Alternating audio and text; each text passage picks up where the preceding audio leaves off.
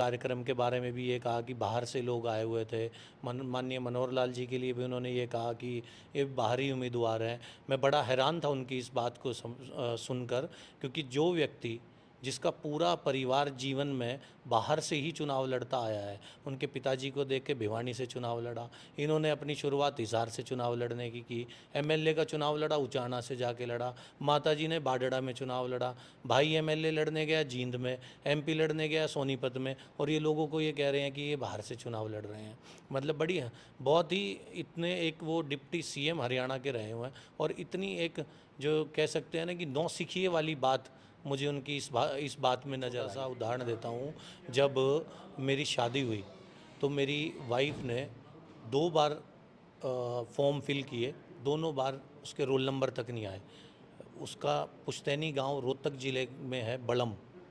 उसने वहाँ से जाके फॉर्म फिल किया तो उसका रोल कौन नंबर कौन कौन थे रोहतक की सरकार थी, भूपेंद्र सिंह हुड्डा मुख्यमंत्री रोहतक थे। की सरकार थी। उससे पहले जहाँ की भी हम और आप लोग लगभग हम उम्र हैं, आपको भी पता है। पहले हमारे आप किसी भी बुजुर्ग से पूछ लेना, एक बिजली का ट्रांसफार्मर भी लगवाना होता था तो गाड़ी उठा के हमें या सिरसा जाना है, हिसार जाना है, या हमें भिवानी जाना है, या रोहतक जाना है, जहाँ की सरकार होती थी वहाँ जाना पड़ता था। बच्चों के भविष्य की तो मुझे आज तक एक भी करनाल का टीटी नहीं मिला, एक भी पानीपत का टीटी नहीं मिला। ऐसा क्यों? किस एरिया के होते थे? सब सोनीपत, झज्जर, रोहतक, जींद, इस एरिया से होते थे।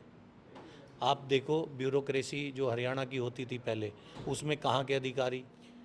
25 मई को चुनाव होना है और उसको लेकर हर पार्टी जोर आजमाइश में लगी हुई है कि उनकी पार्टी का उम्मीदवार जीत जाए, उनकी पार्टी का नेता जीत जाए। करनाल भी हॉट सीट बनी हुई है क्योंकि यहां से एक तरफ उम्मीदवार हैं पूर्व मुख्यमंत्री मनोहर लाल और दूसरी तरफ उम्मीदवार हैं एक यंग चेहरा दिव्यांशु बुद्धि राजा। और भी कई नेता मैदान में हैं, चाहे देवेंद्र कादयान की बात करें या फिर बात करें वीरेंद्र मराठा की। लेकिन फाइट आपको भी पता है, बीजेपी कांग्रेस लगातार बयानबाजी का खेल भी चल रहा है। पिछले दिनों करनाल के असंध में एक रैली होती है बला गांव के अंदर, और वहां पर मनोहर लाल विपक्ष पर भी निशाना साधते हैं और जनता से वोटों की भी अपील करते हैं। और इस रैली के आयोजक थे सुमित नरवाल, जो बीजेपी के नेता हैं, पूर्व क्रिकेटर हैं।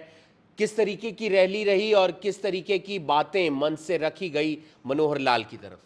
नहीं देखिए, बड़ी अच्छी रैली थी, सब लोगों ने भरपूर साथ दिया, समर्थन दिया, और उस रैली से ये बात साफ हो गई कि चाहे वो समाज का कोई भी वर्ग हो, वो मनोहर लाल जी के साथ कंधे के साथ वो कंधा मिला के खड़ा हुआ है, और इस चुनाव में मनोहर लाल बन के चुनाव लड़ रहा है। मनोहर लाल ने वहां से रैली की, बड़ा गांव है असंध का। उसके बाद दुष्यंत चौटाला भी वहां पर आए, भूपेंद्र सिंह हुड्डा भी कार्यक्रम कर रहे हैं। यानी कि असंध के आपने गांव को पूरा हॉट बना दिया है। वहां पर अब लगातार नेता आ रहे हैं, वहां की पब्लिक को अपनी तरफ आकर्षित कर रहे हैं। नहीं देखिए, हमारे लिए तो बिल्कुल हमेशा से ही मेरा पवित्र गांव रहा है, क्योंकि मेरा जो परिवार है, मेरी जो पिताजी की दादी जी हैं, वो उसी गांव से, उस गांव की बेटी थी। तो मेरे लिए तो वो हमेशा पूजनीय गांव है, हॉट सीट, हॉट गांव, आप उसे जो मर्जी बोल लीजिए। वहाँ पर मुझे ये पता लगा है, कल गांव के कुछ लोगों ने मुझे बताया कि दुष्यंत चौटाला जी कल वहाँ पर आए हुए थे, और उन्होंने कुछ हमारे कार्यक्रम के बारे में भी ये कहा कि बाहर से लोग आए हुए थे।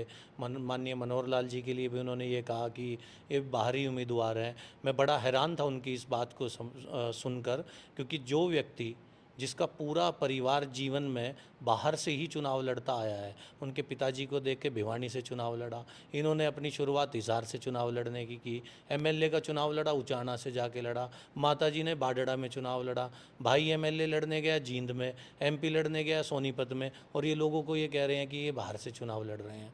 मतलब बढ़िया, बहुत ही इतने एक वो डिप्टी सीएम हरियाणा के रहे हुए हैं, और इतनी एक जो कह सकते हैं ना कि नौसिखिए वाली बात मुझे उनकी इस बात में नज़र आई। और जहाँ तक बात करें हमारे माननीय मनोहर लाल जी की, बाहरी, वो तो पूरे हरियाणा को अपना परिवार मान के, मेरे जैसे लाखों युवाओं को जो उन्होंने एक नज़र से, एक उनकी क्षमता को परख के, बिना पर्ची बिना खर्ची के जो रोज़गार दिया है। आप मेरे साथ चलिए, एक गांव है, बड़ा गांव के पास में ही बाहरी गांव है, उस गांव से 84 बच्चे जिनके घरों में खिड़की दरवाजे नहीं है, वो नौकरियां लगे लगे हुए हैं सरकारी। ऐसे ऐसे बच्चे उन्होंने अपने बच्चे समझ के उनको आज भूपेंद्र सिंह हुड्डा भी आ रहे हैं वहाँ बला गांव के अंदर दिव्यांशु बुद्धि राजा के लिए समर्थन मांगने के लिए। तो लगातार इस तरीके से नेता पहुँच रहे हैं वहाँ पर। देखिए, इस बारे में मुझे पता लगा है कि आज वो आ रहे हैं। ठीक है, उनका काम है, वो वोट मांग रहे हैं क्योंकि उन्हें लग रहा है कि भाई उनकी ज़मीन करनाल में कहीं पे नहीं मजबूत हो रही है, तो वो घूम रहे हैं, अपनी तरफ से प्रयास कर रहे हैं अपने उम्मीदवार जो उन्होंने करनाल की जनता के ऊपर थोप दिया है उसको मजबूत करने के लिए। कैसा चल रहा है चुनाव? अलग अलग जगह आप जा रहे होंगे, असम में भी जा रहे होंगे, बाकी विधानसभा जो क्षेत्र हैं पूरे लोकसभा में वहाँ पर भी जा रहे होंगे। क्या मुद्दे आते हैं, लोगों से अब बात करते हैं तो किन किन बातों को वो रखते हैं? देखिए, मुद्दों की अगर जो बात करें तो सबसे बड़ा मुद्दा तो जो मुझे करनाल में अपने पर्सनल में आपको एक छोटा सा उदाहरण देता हूँ। जब मेरी शादी हुई तो मेरी वाइफ ने 2 बार फॉर्म फिल किए, दोनों बार उसके रोल नंबर तक नहीं आए। उसका पुश्तैनी गांव रोहतक ज़िले में है, बलम। उसने वहाँ से जाके फॉर्म फिल किया तो उसका रोल नंबर आ गया।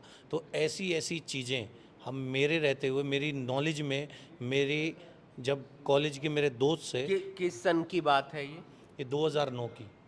अच्छा, तब नई सरकार नहीं बनी थी। नहीं नहीं, सरकार तब तो कौन हम कौन तो कौन कौन थे रोहतक की सरकार थी। भूपेंद्र सिंह हुड्डा मुख्यमंत्री रोहतक थे। की सरकार थी। उससे पहले जहाँ की भी हम और आप लोग लगभग लगभग हम उम्र हैं। आपको भी पता है, पहले हमारे, आप किसी भी बुजुर्ग से पूछ लेना, एक बिजली का ट्रांसफार्मर भी लगवाना होता था तो गाड़ी उठा के हमें या सिरसा जाना है, हिसार जाना है, या हमें भिवानी जाना है, या रोहतक जाना है, जहाँ की सरकार होती थी वहाँ जाना पड़ता था। बच्चों के भविष्य की तो आप बात ही छोड़ दो। नौकरी मांगने के लिए हम लोग वहाँ जाते थे तो हमें एक बात सुनने को मिलती थी, अरे तुम्हारे एरिया में तो ज़मीन बहुत अच्छी है, तुम लोग तो खेती करो ना, तुम क्या करोगे नौकरियों के।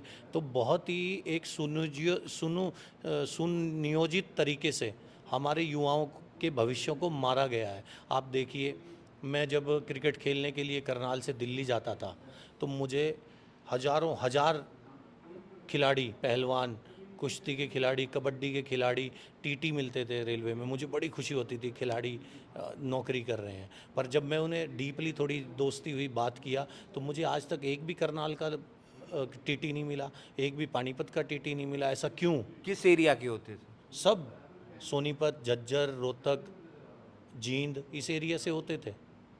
आप देखो, ब्यूरोक्रेसी जो हरियाणा की होती थी पहले, उसमें कहाँ के अधिकारी, उसके नीचे वाली जो जो क्लर्क रैंक होती है या छोटे अधिकारी होते हैं, उसमें कहाँ के अधिकारी। आप देखो, खुद जो खिलाड़ी होते थे, सारी फेडरेशनें, उसके चीफ कहाँ के, उधर के ही लोग। हमारे बच्चे कहाँ जाएं, खेलने जाना है तो हमें उनके ऊपर निर्भर करना पड़ेगा, हमें पढ़ना है, नौकरी चाहिए तो हमें उनके ऊपर निर्भर करना पड़ेगा। ये तमाम मुद्दों की बात की, वो जनसंपर्क अभियान भी कर रहे हैं। आज भी उनका कई गांवों में जनसंपर्क अभियान मनोहर लाल का था। असम में उन्होंने एक जनसंपर्क अभियान चलाया था, लेकिन उसमें कई जगह विरोध भी देखने को मिला था। कई जगह बहुत बढ़िया स्वागत भी हुआ, लेकिन कई जगह विरोध भी हुआ। नहीं, देखिए, उस यात्रा में मैं भी शामिल था। तो ये कुछ शरारती तत्व होते हैं जो अपनी एक चीप पब्लिसिटी करवाने के लिए इस तरीके के काम कर लेते हैं। जिस भी गांव, बिलोना गांव में विरोध की जो सबसे पहली क्लिप आई थी, आप देखिए, विरोध करने वाले 5-7 लोग थे। उससे 200 मीटर के आगे 500-700 लोग खड़े हुए थे स्वागत करने के लिए। तो ऐसे लोग तो हर जगह होते हैं, ऐसे लोग तो हर जगह मिल जाते हैं। तो चुनाव है और चुनाव में बयानबाजी लगातार जारी है। सुमित नरवाल जो हमारे साथ जुड़े, बीजेपी के नेता, पिछले दिनों रैली हुई है बलागांव में और अब हॉट गांव बनता हुआ नजर आ रहा है क्योंकि दुष्यंत चौटाला आए, ऐसी जानकारी मिली। भूपेंद्र सिंह हुड्डा वहां पर जा रहे हैं और भूपेंद्र सिंह हुड्डा के साथ साथ कांग्रेस पार्टी पर भी उन्होंने जमकर निशाना साधा और ये बताया कि विकास कहां हुआ जब भूपेंद्र सिंह हुड्डा मुख्यमंत्री थे। आप देख रहे हैं नेताजी, मैं हूं आपके साथ हिमांशु नारंग। धन्यवाद।